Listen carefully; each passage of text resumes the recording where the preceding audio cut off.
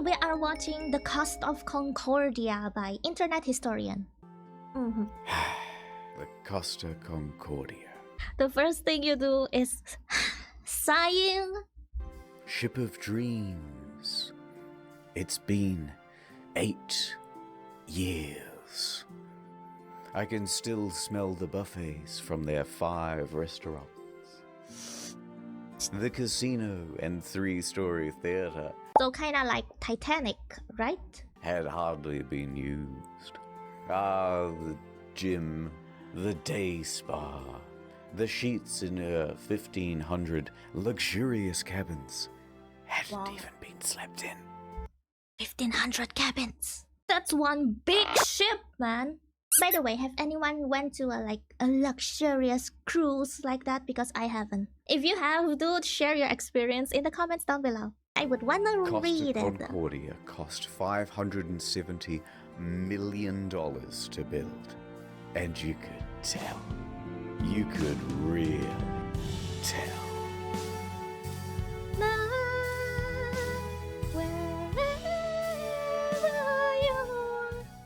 I don't know, man. It's not the song, but it has the vibes. I remember it like it was just a few years ago. We had left Civitavecchia, a port in Rome, and we were making our way to Savona. It was day 2 of our 7-day journey. But that ship, she was cursed. Oh my god. Oh, When she premiered, the traditional bottle of champagne bounced right off the side instead of smashing. A bad omen. But I'm not the superstitious type. Off the Wait, side what? instead of smashing. A bad if the bottle fails to break, it's considered bad luck. The act of christening involves breaking a bottle of champagne on the bow of the ship using a carefully rigged length of line. Huh? Wait, that's kinda interesting. So you break the bottle of champagne when you board a ship? Omen. But I'm not the superstitious type. Nothing could go wrong on Friday the 13th What the? of January, Hello? 2012. On the 100th year anniversary of the Titanic. On a ship that's also only safety rated for 2-compartment flooding. Especially not when you have a 5-star max level captain like Francisco Scatino. A man who mysteriously rose from head of security to the position of captain within just a couple of years. Okay. I would like to say that I am not a superstitious person. But no, I am a superstitious person despite never witnessing anything supernatural. Which thank God very much because I don't want to see anything of that. My usual motto in life is better safe than sorry. I know, very paranoid. I am a paranoid person because I've been through stuff, okay?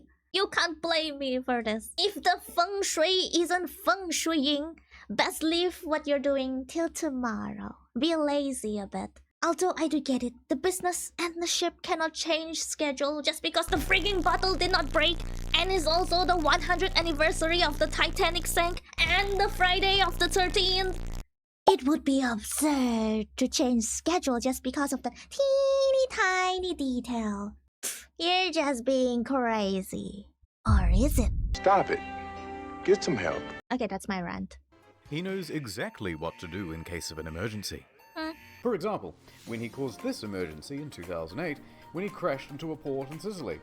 And in 2010, in Warnemünde, Germany, when he was steering a different ship and came into port too fast and caused another collision. Hello? Please just fire the guy. He ain't fit for this. What? The red flags are already turning purple. Dark Good feeling purple. about this. I- So let's say I another get a collision. good... I've got a good feeling about this. So let's set the scene. It's a beautiful evening. People are having fun on the slides, drinks at the bar. Antonio Magnotta is playing piano at the restaurant. Martin the magician is setting up for his show. And the ship is setting up for a little detour. It's called a sail-by salute. Basically, you get real close to the shore and honk the horn. The locals hate it, but the customers love it, and it's a tradition. What? Scatino, the captain, That's a freaking tradition. That's wild. I didn't know that they did it just for fun. What?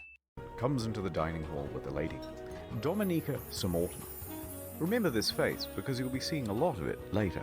Schettino eats his dinner with her and socializes for a little while. Then he, Dominica, and the maitre d' finish up and excuse themselves. They're heading to the bridge. It's time for that sail-by salute. This time, they're going to get closer than ever. Just 1,500 feet from the island of Giglio. And how are they going to determine this distance? Well, of course, the captain is going to eyeball it. What the? Apparently it's not an uncommon thing to do. Schettino turns to the fella steering, his helmsman, Jacob Ruslibin. First interesting tidbit. Costa Crociere has hired Jacob from Indonesia at a rock-bottom price, and he's a bit of a newbie to the job. In fact, his profession hitherto, a painter and a cleaner. It's his first time steering a massive ship, and he's very excited. At least, we think he is. It's hard to tell because he doesn't speak English or Italian very well at all. What? Off to a good start. The second-in-command orders the helmsman to 290. Now, don't be confused by these numbers, they're just the degrees on a compass. At the same time, the captain whips out his cell phone and calls former captain Mario Palombo, who lives on the island. They chat about the safe distance. Mario Palombo is the reason of the sail by salute. He essentially came up with the idea he's not on Giglio at the time. He's in Grosseto. To Giglio's shores. It's all very casual. Anyway, Mario says that the safe distance is between 0.3 and 0.4 miles from shore. The captain is going all in. This is not his first sail by salute, so he's confident in what he's doing. What the hell, man? You already crashed 2 times! We're going closer than we've ever been before. The captain's eyeballing You already got close and crashed, bro! What? it again. New heading of 300, he tells the helmsman. Downstairs, Martin is about to cut his assistant in half. And of course, that means that there's already a lady inside this box. She's waiting for the cue, and then she'll poke her legs out. The captain is giving more orders. Pulling gently to 310. Increase speed to 16 knots. Going this fast is going to be a fatal error. But before we talk about that, let's talk about another big problem. Language barrier. Because at this point, the captain Communication! At least find someone who knows Indonesian, or at least find someone who is fluent in English, or at least can understand English. says 325, but the helmsman relays 315. So the first officer intervenes and he goes, no, 335, which is also wrong. And then the captain clarifies. Why are you guys playing this? What's that game people play in variety shows again? When the first person pass on the message and the message slowly change meaning when passed through multiple people in the middle until the 10th person gives the last answer. What's the name of the game again? Clarifies, no, 3235, which is also wrong. And then the captain clarifies, no, 325. The helmsman confirms 325. Their poor communication has them moving at a much wider angle than they think they are. However, the captain should and would know this, except for the next problem, complacency about procedure. The standard procedure of a ship this large is for the third officer to give exact positional coordinates every time the captain gives a new directional order. But they're not doing that. 330, he says. The helmsman relays 330. The ship reaches 16 knots. The captain then turns to the second officer and instructs him to go to the left wing. That's these things here, and they basically exist so you can get a better view over the whole vessel. A few seconds pass, and then the mood starts to turn. Schettino notices white foam of waves breaking against the rocks directly in front of him in the distance. The Cost of Concordia, right now, is almost 700 meters closer to the rocks than it should be. Without deviation, there is going to be a direct collision. Oh, shit! Schettino immediately commands the ship to start turning away. 335. Not enough. The captain shouts, 340. The captain yells, 350. Now, remember how I said that accelerating to 16 knots was a fatal error? Well, that's because it's made this ship incapable of such a drastic turn. What they've got is understeer. Here's an example. The front end is not working. You're turning, and you're just going straight. You want to go over here, but you're going to end up over here. So despite the It's like when you race a car. order of 350, right now the bow is still only pointing at 327. Not nearly enough to miss the rock. And oh no, it's about to get worse. That language barrier again. In these critical moments where every second counts, the helmsman wrongly relays 340. The captain snaps back, 350 starboard or we end up on the rocks. The third officer Change the person. The language barrier is killing me. goes to assist the helmsman. Now, don't get confused by the orders from here. We're changing over to rudder instructions. The captain yells, starboard 10, starboard 20, and still it's not enough. Hard to starboard. That means as hard as it'll go. But at this point, even if they clear these rocks, they need to get the rest of the ship to swing around it. So the captain yells, midship, which centers the rudder. The bow is now less than 150 meters from Skull Rock. Port 10. But the helmsman only gets to port 5 before another order is given 2 seconds later. Port 20. They might just avoid disaster here, maybe. But then, oh no. One more time, the helmsman cocks up at the worst possible moment. The helmsman goes to starboard instead of port, undoing the swing. 8 seconds later, he realizes the error and corrects, but it's too late. He has just turned a probable near miss into a sure hit. All they can do now is hold on as the bow of the ship narrowly passes by the rocks. Hard to port! The second officer yells, we're gonna hit! Collision. Ah! It's his first job.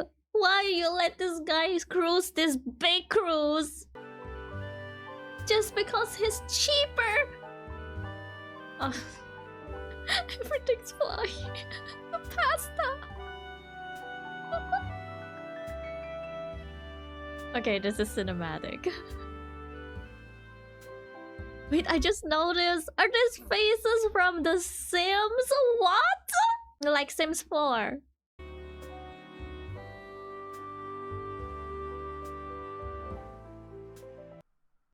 Downtown, Nordtown. It's day 56 of playing Russian roulette. Seems I never win. Gonna drink all by yourself? Somebody has to. I hear you're a man who's good at finding folks. I'm many things. I'm looking for this fella. I gots to find him. It's breaking my little heart. I'll see what I can do. I have contacts in thousands of servers in dozens of countries across the globe.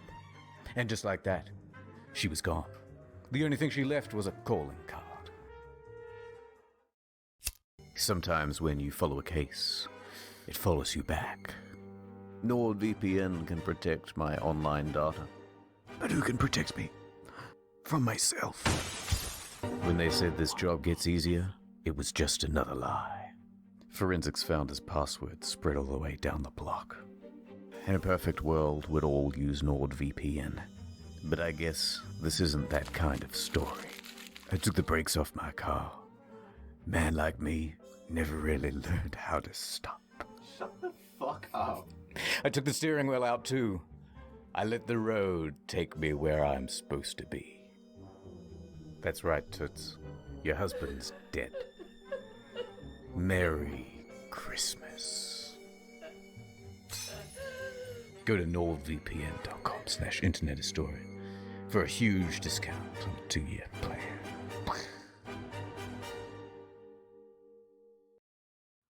Add over.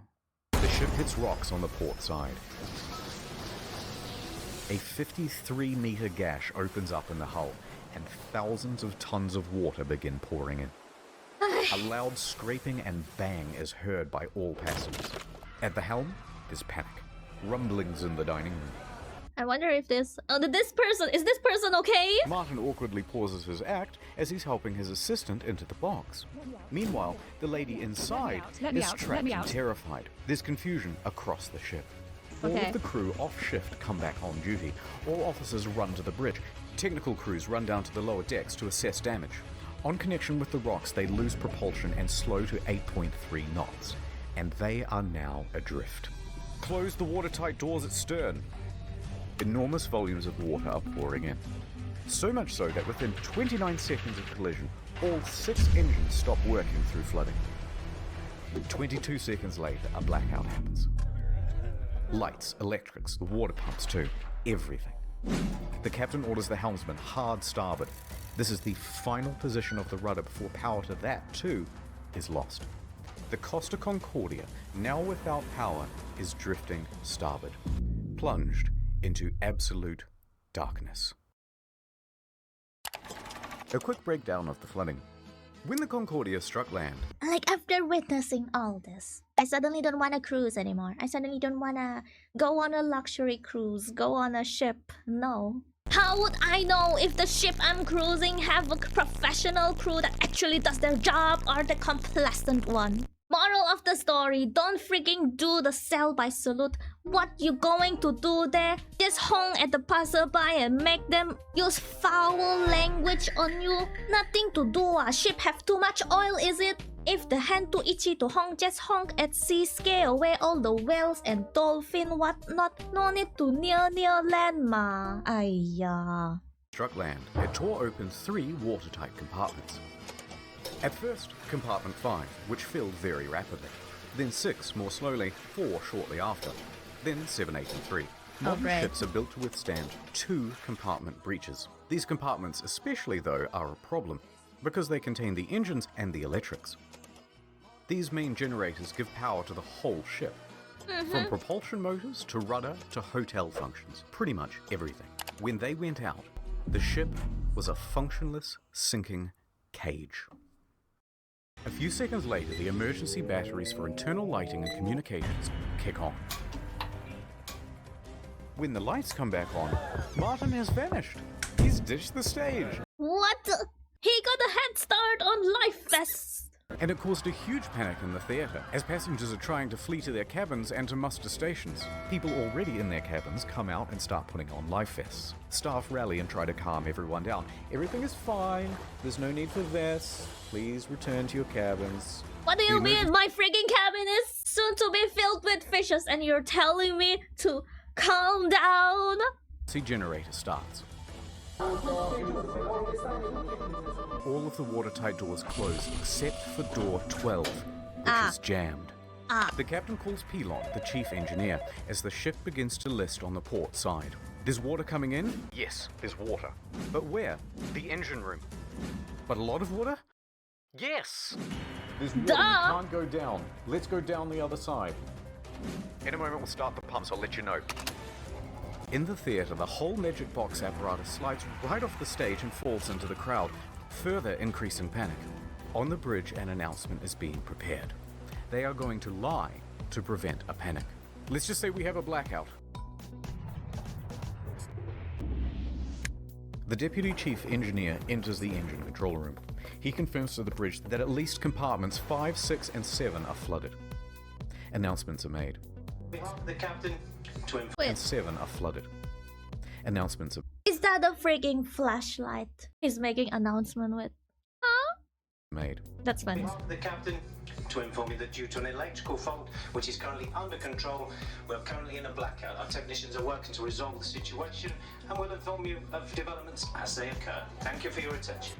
You think people stupid, is it? They cannot feel the impact or the list. Even if it's a big cruise, you must have felt the impact of it hitting stuff, even though a little. Will you? Coincidentally, at the same time in the restaurant, they're playing My Heart Will Go On, and it's very much not helping the situation. No. The captain calls the Costa Crisis Unit, Roberto Ferrarini. He tells the crisis unit that they've hit a rock, that they're assessing damages, and that they are also in a blackout. The crisis office says to reverse the ship up onto shore. Well, how are you going to do that? You don't have power to the rudder, let alone the engine. Hoist the sails? Anyway, around this time, the wind direction creates a starboard list, and the ship begins to turn anyway, drifting right back towards the shore, which is a very good thing because you want the ship to end up as close to shore as possible. A panicked passenger senses that something is off. This isn't like any electrical problem that she's ever seen. Plus, there was a massive crashing noise and now the ship is tilting. I don't know which one is scarier, seeing everything in the light, tilting, and the whole ship is listing, or let your mind do its thing while you only witness darkness and sound. So, she contacts her daughter in Italy. The daughter then calls the police, and the police call the harbour master. While that goes on, a conversation between Pilon and Ambrosio. The diesel is not starting. The captain asks the engine room, but where have we made contact? Thinking that the incoming water can be reduced. Captain, here everything is lost. The electrical panel, everything. They're saying at this point that the ship is going down. The captain calls Roberto Ferrarini again. Actually, 2 compartments have been flooded, but don't worry, the ship's stability isn't in danger. Wrong. Passengers begin going to muster stations on their own Is initiative. in danger. What is wrong? It is definitely sinking. Emergency evacuation, please. Wrong. Passengers begin going to muster stations on their own initiative. The cruise director says, "We have a lot of people at muster stations that I do not want to fall overboard. Do we make an announcement to tell them to go to the lounges?" Bozio says, "I think that's best." The harbour master from Livorno calls the ship.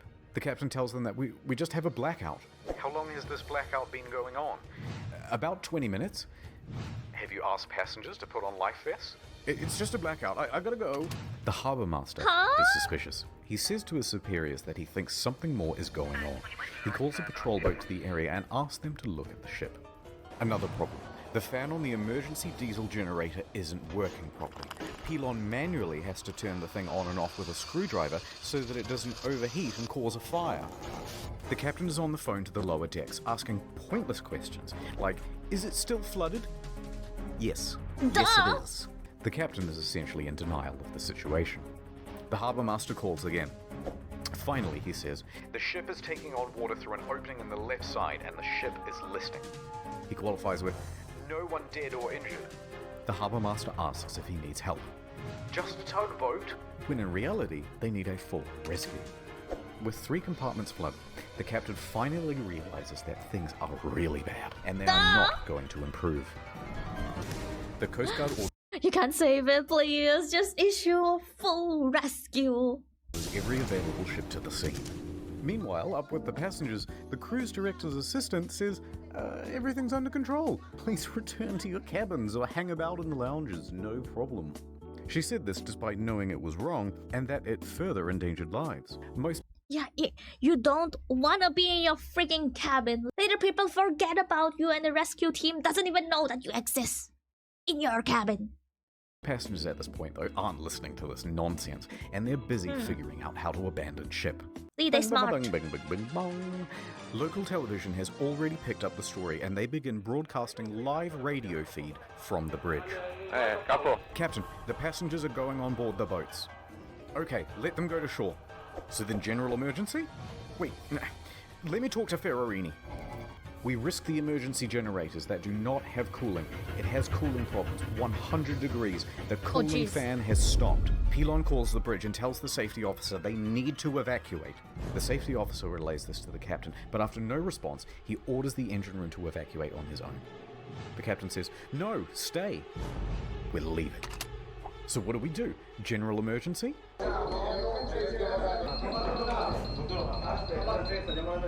The captain tells Ferrarini that he's abandoning ship. Abandon ship! Another announcement is made. Ladies and gentlemen, your attention please. The situation is under control. Please remain calm. But at this time, proceed to your muster station. They're located outside on deck 4. The Livorno Coast Guard calls again. The captain declares distress. The Coast Guard officially calls for rescue operations. They contact Pietro Mille, the helicopter base commander, who then calls in every available pilot as he rushes down to the helicopter base. Pilon shuts down the emergency generator for the final time. The first rescue vessel arrives. By this point, the lifeboats are already going. Luckily, the ship is very close to shore. Okay. Perhaps too close to shore. The Oh, ship great. forcefully runs aground, creating an uneven center of gravity, and it begins heavily listing starboard. The captain issues a general emergency on board. The announcement to abandon ship is finally called and alarms ring out, and with that comes panic. And now that they're listing, with many of the lifeboats too awkwardly positioned to enter the water, there aren't enough readily available and they have to start going back and forth to the shore, picking people up and dropping them off. The patrol boats report to the Livorno harbour master that the ship has run aground and is listing heavily. So the harbour master asks the captain about it, and the captain says, no, the ship is still floating. In fact, we're trying to maneuver it onto the shore. They know he's lying. This guy infuriates me. Hold on, I'm reversing it. Beep, beep, beep, beep, beep. The captain then says to bottom out the starboard anchor. So they drop out the anchors, but let out too much chain, effectively rendering them useless. The deputy mayor of Giglio, Mario Pellegrini, and tobacco shop owner Giovanni Rossi arrive at the harbour. They watch the scene unfold. As the first of the lifeboats arrive on shore, the deputy mayor takes the initiative and races to board one of the lifeboats, returning to the ship, and starts trying to find someone in charge. He gives up and starts helping passengers. Scatino tells everyone to leave and take radios.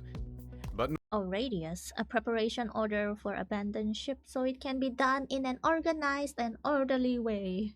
It's too late! not before changing out of his uniform and into a nice suit. Priorities. Dimitri Priorities, Christidis and indeed. Sylvia Coronica leave with him.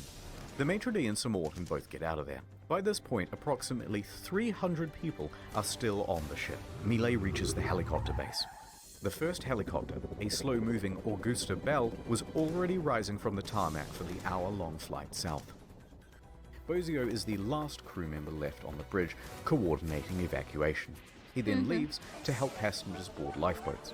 The bridge is now abandoned. And then, the ship's black box stops working. Apparently there were technical problems with it. That Great. means, from here, things are going to get a little foggy in detail. A while later, rescue helicopters arrive, but they're struggling to find the ship because they're expecting it to still be well above water. Passengers are scaling down the port side by ladder as lifeboats return to pick them up. Wow. No joke. It's already sinking! Halfway Oh my in! goodness. It was no joking, amor. Yes. I'm not allowed to make a film I'm movie. allowed. Who say you are? A second Well, you're allowed! It's you guys' blunder to try to shove this under the bed. helicopter, a faster model, sets off. The ship stops healing and comes to a final resting place. Now the Coast Guard calls the captain because he's just learnt that the captain has abandoned ship. The captain claims, no, actually I slipped and I fell into one of the lifeboats. Well, I'm a klutz. But now that I'm on board, I may as well head back to shore. DeFalco tells the captain to get the fuck back on board. And the captain kind of acts confused and then effectively refuses. So the captain makes it to shore. From here, we only have mainstream news reports to rely on, so it's not going to be super accurate. But they say that Giglio's police chief then finds 110 survivors on the rocks at Point Gabbianara. And among them is the captain. It's not known whether the captain helped anyone while he was there, and in fact, the police chief claimed that he just sat on the rocks and watched other people do the rescuing. What the heck? A while later, a rescue boat picks up the captain and takes him to the harbour. He speaks to the police. He then finds the ship's onboard chaplain, Father Rafael Molina, and cries to him for about 15 minutes. Then he goes to the harbour master's office to receive probably the biggest dressing down of his entire life. Port authorities ask the taxi driver to take the captain back to his hotel. The captain takes the 30-second cab ride to the Bahamas hotel. According to the cabbie, he was Like, it's crazy that people are still on board and this captain is already going somewhere else. beaten like a dog. He was cold and afraid. He only asked me where he could buy a pair of fresh socks. People are still on board and you're worrying about your wet socks. Priority, huh? But then he perked right up again and gave an interview to a news crew. He told them that he was the last to leave. The captain I hate this guy. Please tell me he isn't a captain anymore. is usually the last to abandon ship. What happened, Captain? We were the last to leave the ship. But there's still 35 people on board. All day Saturday, rescuers search for people on the ship. On Sunday morning, a South Korean couple is found in their cabin, safe but shivering. They had No. slipped through the crash and woke up unable to exit their cabin. What? The last survivor, Manrico Giampandroni, was found with a broken leg. He was the cabin's service director. In the end, 32 people died. The People died. 33 including a salvage worker. Oh no! final body wasn't discovered until nearly 3 years later. A crew member, Russell Rebello, and it's believed that he died a hero helping passengers off the ship. The Cost of Concordia was the largest cruise ship disaster since the Titanic. And then there's the ship. This is what happens to a 110,000-ton cruise liner when it's left half rolled over in the ocean. Yo, what is that? Oh my god, it looks like faces. Look at this one ball, two ball. All these faces, it's so scary.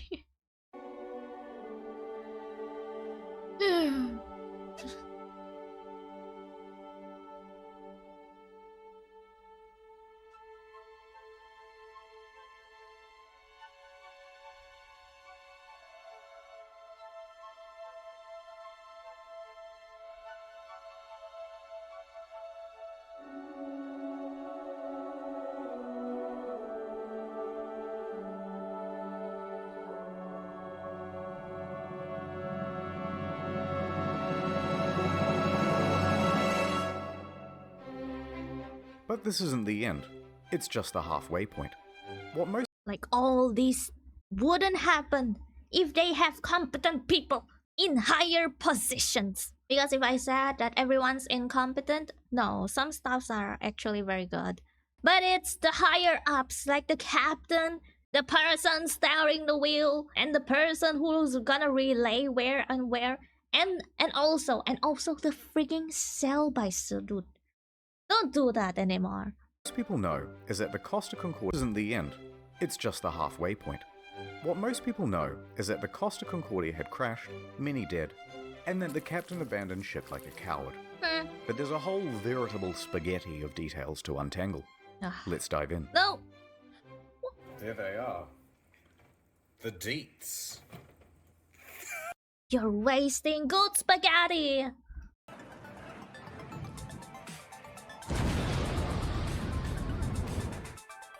Looting! Let's go! Grab your loot!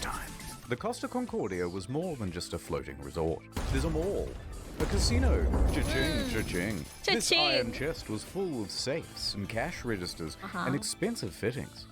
And there were plenty of gamers prepared to sneak by authorities and try their luck in the hot zone. Within days, police divers reported that valuable items, once seen lying around the ship, were now missing.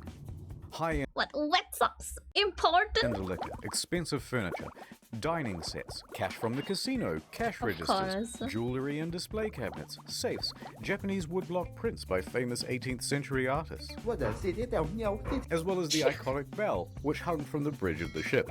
It was never found. Who steals a big fuck-off bell? I know, why would you want the bell if you're not gonna sell it? Oh wait, is the bell gold or something, or they already melted to something else? Because I don't think you can sell a bell with the ship's name. Server admins were getting involved. 4 divers who were part of the company contracted to refloat the Concordia were spotted on CCTV, sneaking out to the ship. Oh no. A patrol boat was dispatched, and the men were caught inside the fancy suites with rucksacks full of stolen goods. The 4 men are charged with stealing and thieving. Pinching. Later on, stolen as well as legitimate items found their way to Amazon and eBay. Ships from the casino, postcards, and cabin access cards became highly sought after souvenirs. It even has a watermark. Some Australian guy even made a listing for the ship itself, advertising it as buyer to collect. And although there were plenty of bidders, eBay pulled the plug. Duh.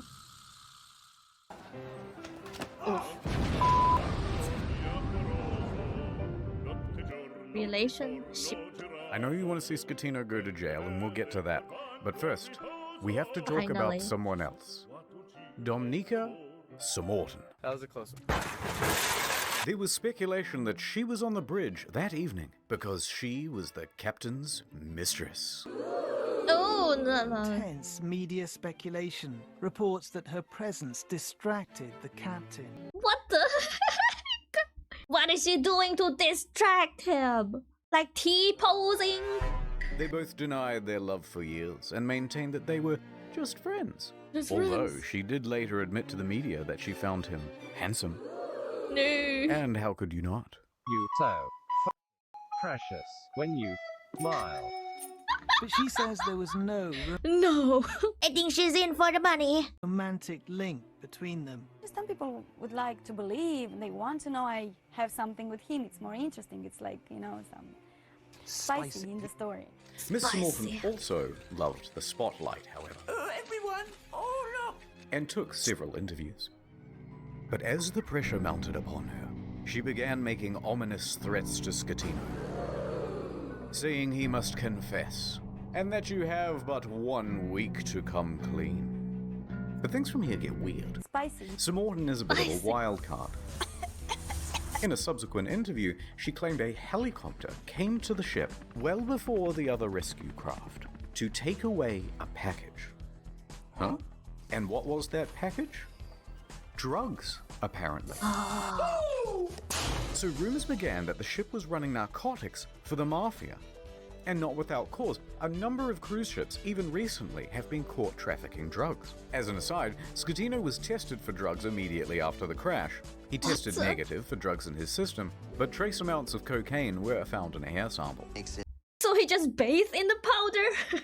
Okay. We ain't judging, you know. It's smoother and less dry. Nonetheless, the Concordia was searched and no drugs were reportedly ever found. How did we get here? Oh right, a helicopter. Sir Morton commented on it again the next day and said, actually, that helicopter was just for the captain as a means of evacuation from the ship. Okay, wait. So she expected to get some sort of first-class rescue while everyone else was still stuck on the ship? Wait, how did we get here? Oh, right, sex with the captain. Divers were quick to head to the captain's cabin where they found Miss Sir Morton's lingerie and other articles of clothing. Coconut! Nice taste, lady. Where they found Miss Sir Morton's lingerie. You like the itch. We don't judge. And other articles of clothing as well as a makeup bag. The jig was up, but they continued denying it. Sir Morton mostly faded from international attention until she was told to appear before the court to present witness testimony. The judge pressed her to be truthful about their relationship, or she would be held in contempt. Either tell me the truth or shut up. So finally, she admitted it. Yes, I had a sentimental relationship with the captain. Stop. But now, stop asking about my private life. She was indeed the captain's lover. What is up, Trouble Alert Nation? Scatino cheated on his wife with C. Morton. Oh my god! She and Scatino had been having an affair for several weeks. She also said that on the night she boarded, she didn't have a ticket. Ticket, please. And didn't need to pay because nobody questions you when you're the captain's lover. Naturally, she gave another confusing interview after leaving court. I want to say that today is the second time I die, because the first time I died in the night of the crash with my psychological brain and problems. And today I died the second time because, of course, people find out something that I try to hide. Subsequent to the trial, Okay, died from embarrassment. I see. she used her fame in Moldova to become a political activist, often appearing on television and radio and in articles covering protests, accompanied by... What? You trust a girl like this to do your politics? Hello? Like, for real. It's not something illegal on having love affair. It's morally bad, of course. But it's not like the end of the world illegal stuff. However, I do not want to trust country politics on someone like that, who abandoned the people just to save herself. And also being someone's mistress. Not that she has the obligation to save people as she's not the stuff. But you get what I mean. The resume isn't good. Pictures of her being arrested by police, and in articles covering protests, accompanied by pictures of her being arrested by police.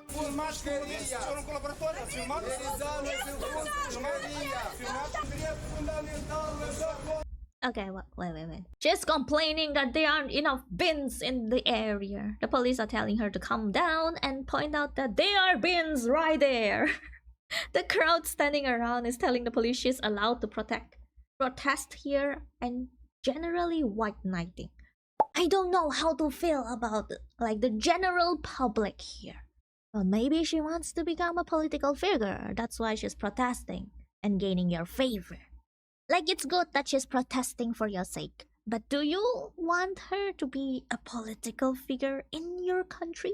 For me, I would want a political figure with a clean background. Which hardly happens. But that's just me. It's my opinion on stuff.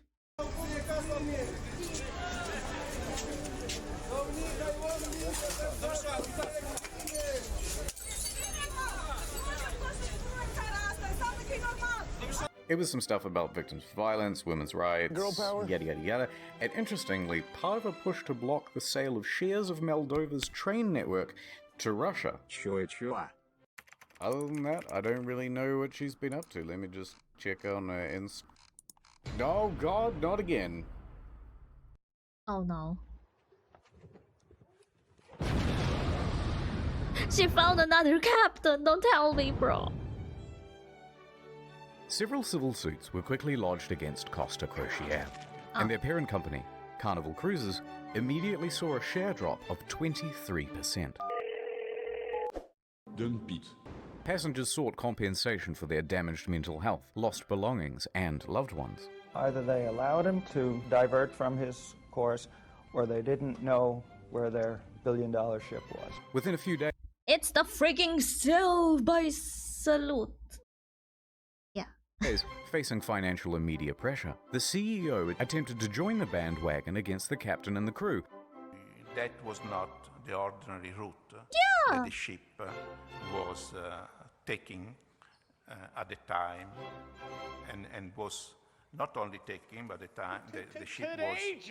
Claiming that the ship was not approved to deviate from the route. But that wasn't true. Approval isn't required if the ship is deviating by less than 15 miles, or that it was against company rules. Also untrue, because investigators found that they didn't have any rules about deviating route, and they tacitly encouraged sail by salutes.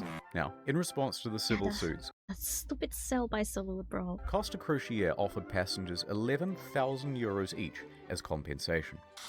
That's kind of small.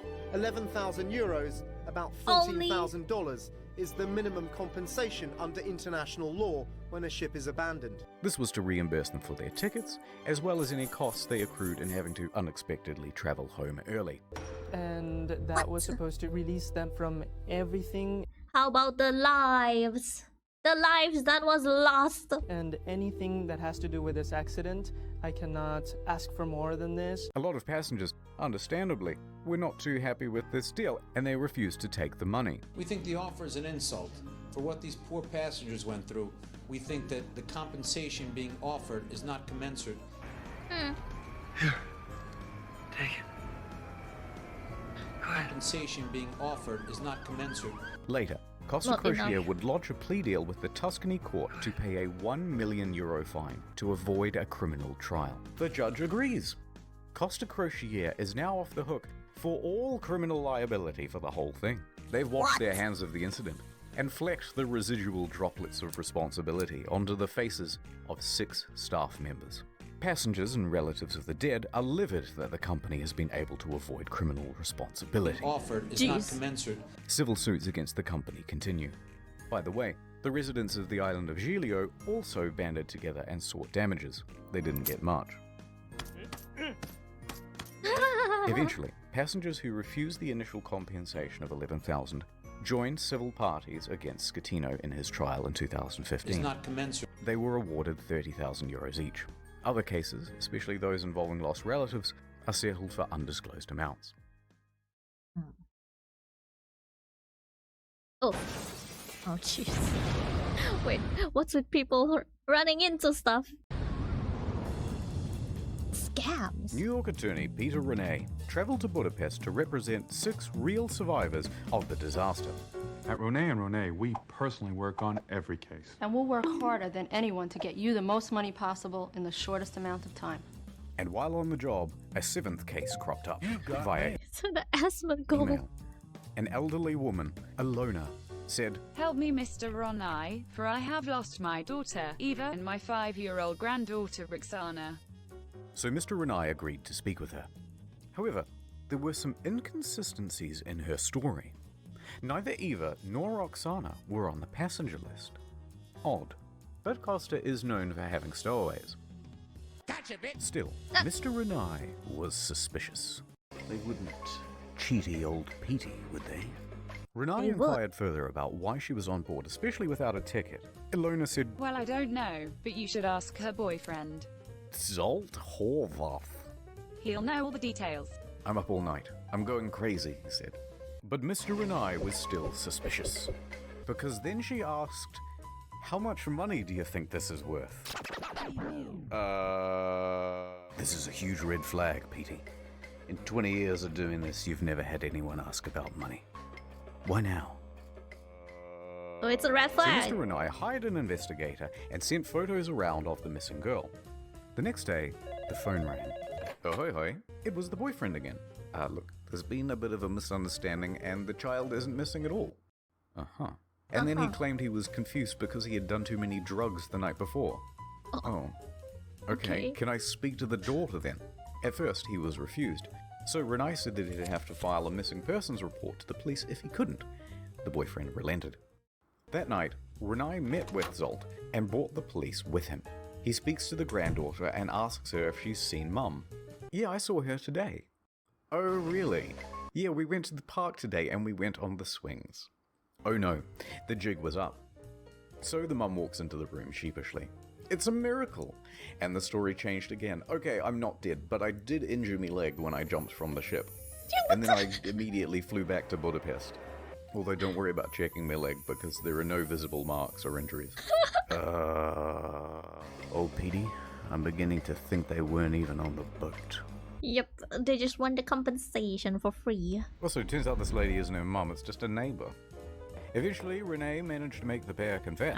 They want to split the scam 50-50. And then they said, "Hey, we haven't done anything wrong. We haven't taken any money." And in the end, it looks like there'll be no criminal punishment for the scam, because Hungary, a former communist country, has no laws against insurance fraud on the books. The law firm that never sleeps, call 1-800-664-7. Oh, that's a bad idea. Oh, that's a very bad idea. Again. Vada a bordo? Mario, would you teach me some Italian? Oh, of course. Get back on board for fuck's sake. Okay, thanks. Vada bordo. I know Kazo is a... Get back on board for fuck's sake. Okay, thanks. Gregorio De Falco, the naval officer who shouted at Scatino to "Vada a bordo caso," became a bit of a national hero overnight in Italy. He, like the rest of the world, expected Scatino to go down with the ship.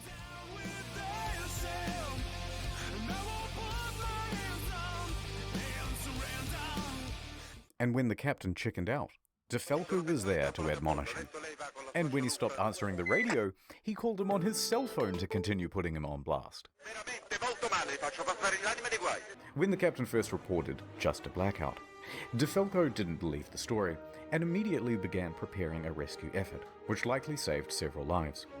His actions were applauded by most Italians who were tired of their public servants being corrupt and avoiding responsibility. Accordingly, shirts sporting "Vada a bordo caso" were being printed by the end of the week, others setting it as their phone's ringtone. Isn't like Kazo a bad word? But then, in September 2014, without warning, De Falco was transferred to an admin role in the Coast Guard. Oh wow. What I said, he'd been demoted. De Falco to an Those admin role freaking manicures. in the Coast Guard. Hear what I said, he'd been demoted. De Falco said that he had been passed up for promotion, that he had also not been told which admin office he was even being transferred to, and that it all effectively cancelled 10 years of his career. De Falco was tres furioso, and there was public speculation that it was owing to bad blood between himself and Admiral Delano, his former boss. His status among the public overshadowed his superior in many ways. On the other hand, his boss said, No, it's part of a normal career progression for naval officers, and that he must show more maturity and professionalism to advance his career. Now, it's hard to know what's true in office politics, so let's leave that alone. And anyway, in 2018, DeFalco said buenas noches, ya later, to the Italian Navy to become a politician. In March that year, he was elected to the Italian Senate, serving as a member for Livorno. He still serves there today.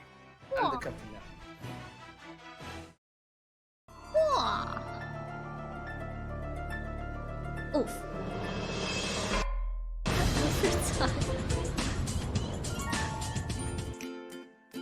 The day after the disaster, Schettino was taken into custody by police and underwent questioning. Finally! However, it was clear that this would not be a straightforward investigation. So the judge released him under house arrest at his home in Sorrento, a town in Napoli. By July of that year, the house arrest was relaxed and he was allowed within this general area. While under house arrest, he wrote a book with this journalist from Rai magazine. I have no idea what it says, I don't speak Italian. But goddammit, he must have some kind of charisma going on, because there's been a lot of speculation in the press that he had an affair with her as well. You can't keep getting away with it! Hold on, I know! What the heck is going on? Like, he's a real life Casanova, bro. What's going on? Okay. Not content with abandoning his ship, this dude is determined to abandon his wife as well. So, Schettino and 5 others are facing criminal charges. Straight away, everyone lodges a plea bargain with the court, and all of those plea bargains are accepted, except for Schettino's. And the condition of everyone's reduced sentences are that they must provide witness testimony against Schettino. He touched me. Ciro, Jacob, and Silvia were all given suspended sentences. Roberto and Manrico are able to opt for community service or house arrest. Not a bad deal. A good deal. Good deal. And that meant that Schettino was now all on his own. Ciro, the first officer, was the first to give his testimony. On the witness stand, he claimed that Schettino was distracted by his mistress and other guests on the bridge. That there was confusion over who was in command. Then it was Jacob's turn, and he said Lamau XD because he didn't actually bother with his testimony or his reduced sentence. He just fled the country. It took authorities 12 months to eventually track him down on the outskirts of Jakarta. And when they said, "Oi, we still want that witness testimony," he just scalped again. Run away. He just went back home. And he hasn't been found since. What? After that, Ferrarini gave his testimony, then look, we don't have time to relitigate the whole trial, so let's just go straight to the verdict. Guilty! Schettino was found guilty of multiple manslaughter, causing a shipwreck, abandoning ship, and lying to authorities. He is sentenced to 16 years and 1 month in prison. Only? But wait, there's still the appeals. The appeals trial begins. And the verdict on the appeal? Surprise! Rejected! Yay! So Schettino's lawyers appealed again. And the verdict on the final appeal? Schettino made multiple attempts to secure a plea deal, but was denied by the prosecution each time. The prosecution called for Schettino to be sentenced to 26 years in prison, calling the incident a Titanic affair. Oh, okay, I see what you did there. What the heck was Titanic affair? But luckily the plea was rejected. Schettino was not present. His lawyers stated that he was waiting outside of the jail for the ruling, so that if his plea was rejected, he could immediately start serving his sentence.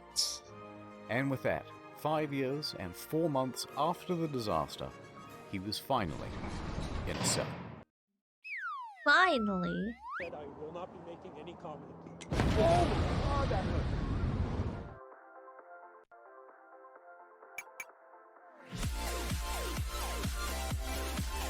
Whoa.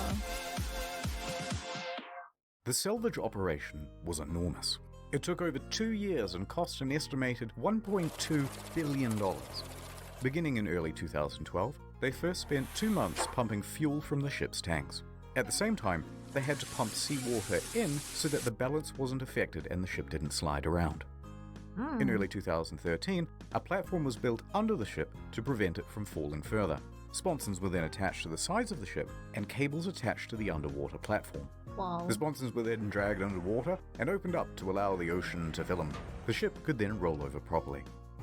By late 2013, the ship was upright once more.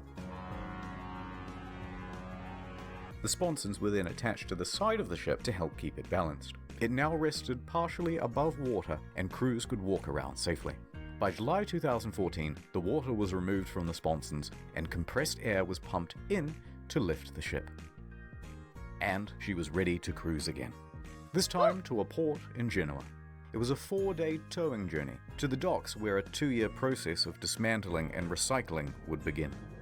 Wow. That same weekend of the towing, Schettino was busy. He was the guest of honor at a white party on an island in the Bay of Naples. He appeared on the front page of a local newspaper, flanked by 2 of Italy's. While under house arrest. Oh, okay. What? More mistresses? Bro, this guy! He appeared on the front page of a local newspaper, flanked by 2 of Italy's most eligible bachelorettes. What? Anyway, so these are the things that I remember from the Cost of Concordia. That sweet maiden of the sea. And as for you, little fella,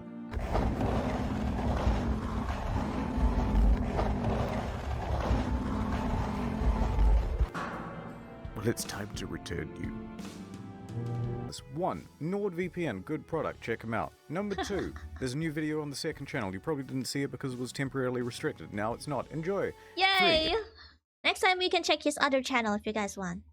This freaking case, I'll just call it a case, is so wild. I hate the captain so much, man.